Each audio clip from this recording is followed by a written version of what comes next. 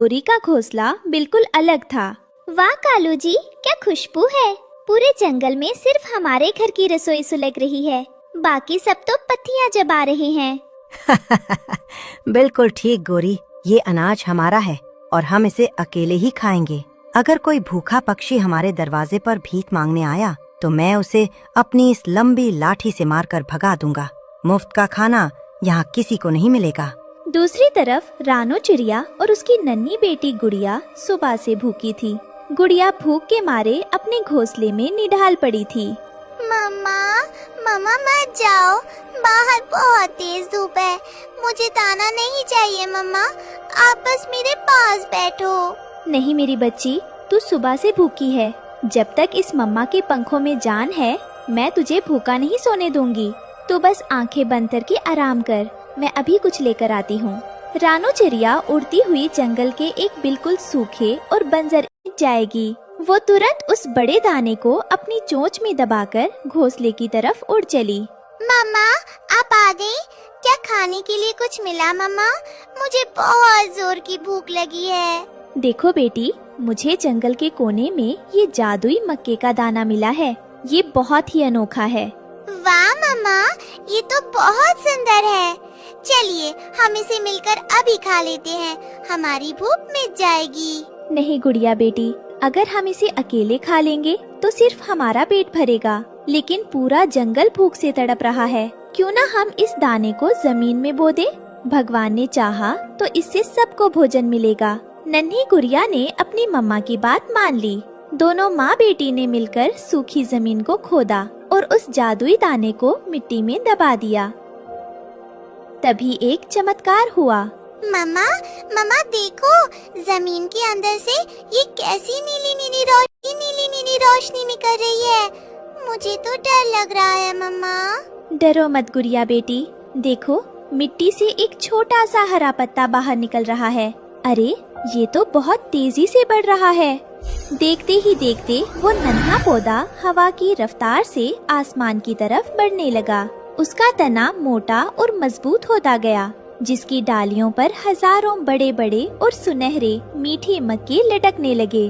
वाह मम्मा, मक्के का इतना बड़ा पेड़, इसमें तो इतने सारे मक्के हैं कि हमारा पूरा जंगल इन्हें सालों तक खा सकता है। देखा बेटी, भगवान के घर में देर है, अंधेर नहीं। हमारी भली सोच का फल ईश्वर ने हमें दे दिया। चलो हम जल्दी से उड़कर भूखे तोता भाई और कबूतर अंकल को बुलाते हैं।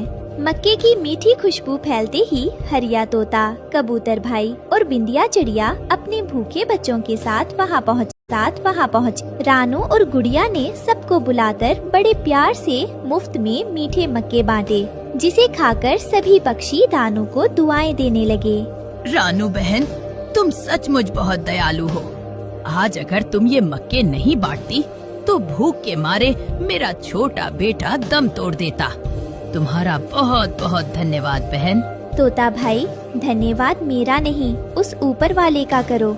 मुसीबत के समय एक दूसरे के काम आना ही तो सच्चा धर्म है। आप सब पेट भर कर खाइए, यहाँ मक्के कभी खत्म नहीं होंगे। दूर पेड़ की डाल से कालू कौवा और गोरी कौवी ये सब देख रहे थे। मुफ्त में इतना सारा भोजन बंटता देख उनके पेट में जलन होने लगी। कालू जी, देखा आपने, उस तुच्छ चिड़िया को कहीं से जादुई पेड़ मिल गया और वो पूरे जंगल की मसीहा बन रही है। अब कोई हमारे पास सोने के गहने लेकर अनाज मांगने नहीं आएगा। हमारा तो भारी नुकसान हो गया। चिंता मत करो गोरी, इस पेड़ पर रानू का कोई हक नहीं है। आज रात को जब सब सो जाएंगे तो मैं एक बड़ी कुल्हाड़ी लेकर जाऊंगा और इस मक्के के पेड़ को जड़ से काट दूंगा। अरे काट दोगे तो हमें क्या मिलेगा कालू जी?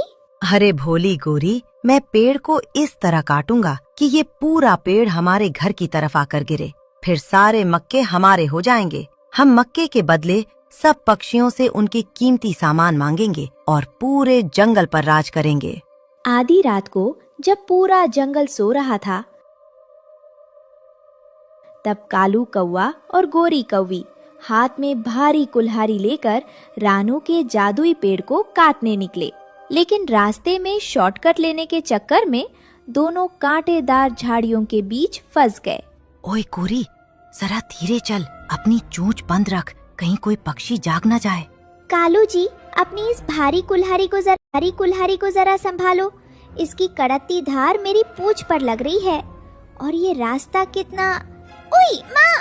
अरे चुप, क्या हुआ? क्यों चिल्ला रही है? क्या खाप चुप रहूं? इस काली झाड़ी का एक बड़ा सा कांटा मेरी खूबसूरत पूंछ में घुस गया है। जरा इसे निकालो। ले पकड़, जोर लगा के हाइशा।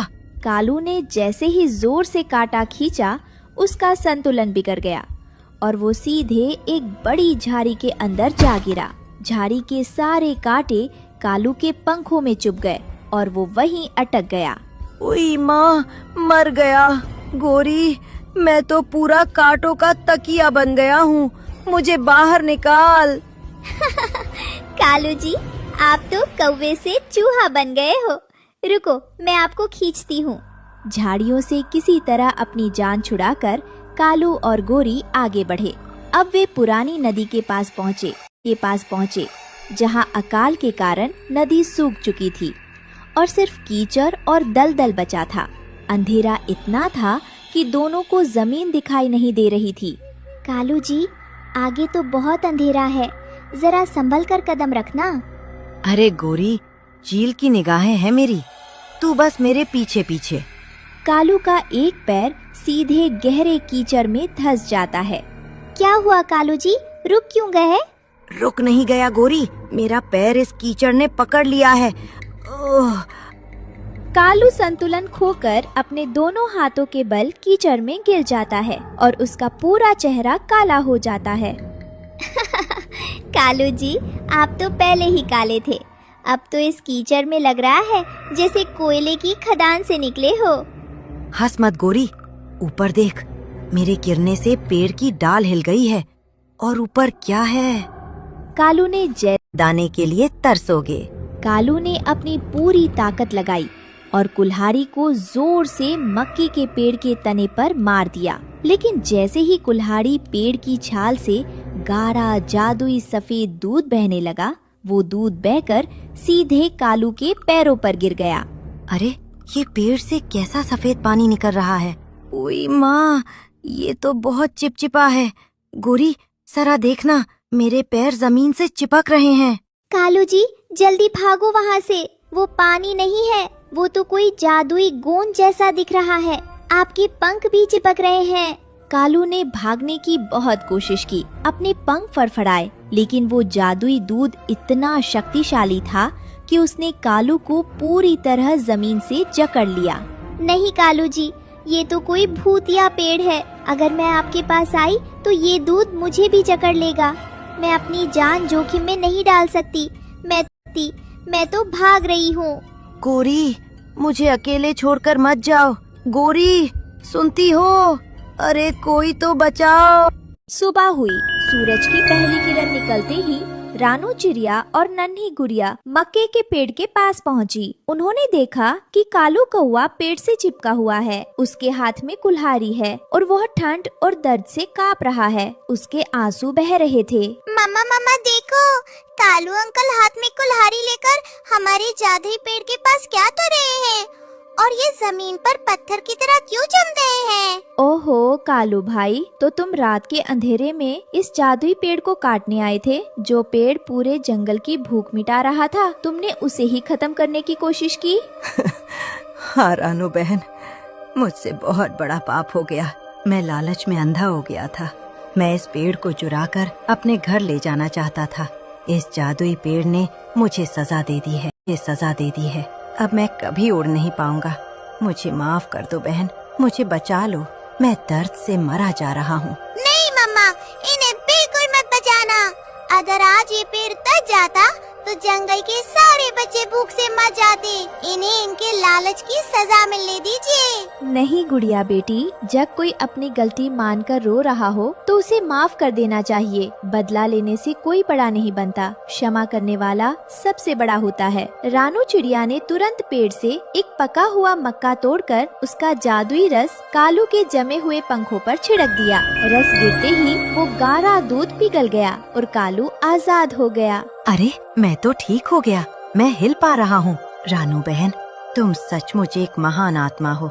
मैंने तुम्हारा बुरा चाहा, पर तुमने मेरी जान बचाई। मुझे अपने किए पर बहुत शर्म आ रही है बहन। तभी गोरी कौवी भी डरती डरती वहाँ पहुँची। कालू को ठीक देखकर उस